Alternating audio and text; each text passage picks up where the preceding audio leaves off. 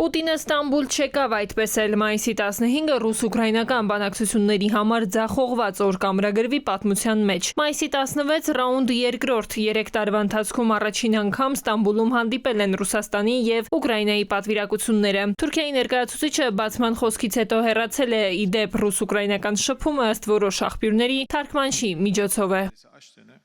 Առավոտյան նախքան տեղի կունենար այս կողմերի հանդիպումը, բանակցային սեղանի շուրջ նստեցին նաև Սպիտակ տան ներկայացուցիչները պետքարտուղար Ռուբիոյի գլխավորությամբ, իհարկե առանց Ռուսաստանի ներկայացուցիչների։ Այստեղ հանդիպումը Ամերիկայի, Թուրքիայի եւ Ուկրաինայի ներկայացուցիչների միջև էր։ Այս հանդիպումները փակ դռների հետևում են, գաղտնազերծումները քիչ, բայց դիվանագիտության մեջ պատահականություններ չկան, քաղաքագետները ենթադրում են, ռուսական պահվածքը մատնում է, պահանջներ շատ են հնչելու, մթնոլորտը դժվար թե համագործակցային լինի։ Ռուսական կողմը ինչքան երկար ժամանակ տևի պատերազմը, այնքան ռազմաճակատում հաջողություններ է ունենալու եւ հաջողությունները ռազմաճակատում իր կողմից նաեւ քաղաքական դիրքորոշումների ամրապնդման հիմք են։ Իսկ հատկապես այս պարագայում, երբ որ ուկրաինական հարցի հետ կապված Միացյալ Նահանգների եւ եվրոպական երկրների դիրքորոշումը բավականին տարբերվում է,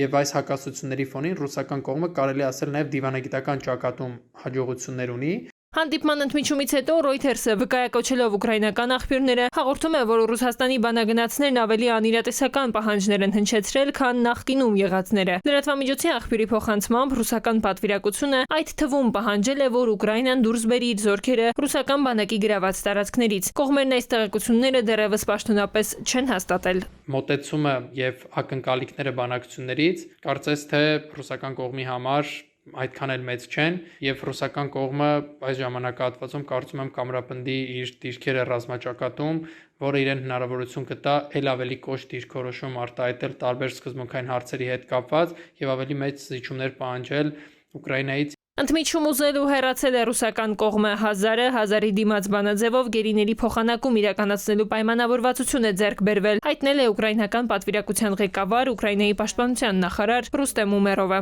Ըստ պաշտոնյայի ուկրաինական կողմը բանակցությունների ժամանակ նախ եւ առաջ հրադադարի հարցն է քննարկել եւ բարձրացրել է երկու երկրների ղեկավարների մակարդակով հանդիպում անցկացնելու անհրաժեշտությունը։ Դեռ այսքանը պաշտոնյան խոստացել է բանակցությունների հաջորդ փուլի օրակարգը առաջիկայում ներկայացնել։ Ռուսական կողմը գոհ է այսօրվա բանակցություններից, Կրեմլը դեռ լռում է։ Տիգրան Միկրուղինյան, ժամը լրատվական։